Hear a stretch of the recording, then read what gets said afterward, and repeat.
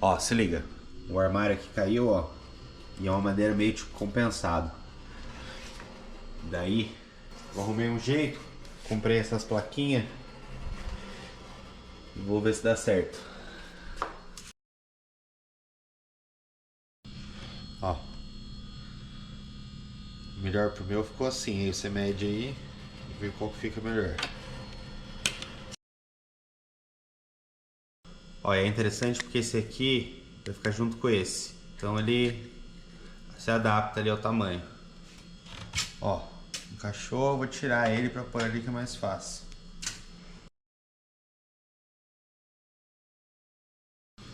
Então assim, ó, acaba que você consegue apertar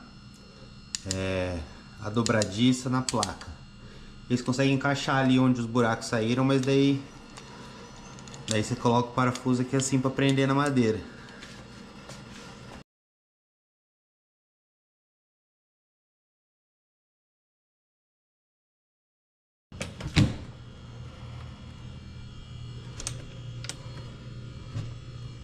Perfeito.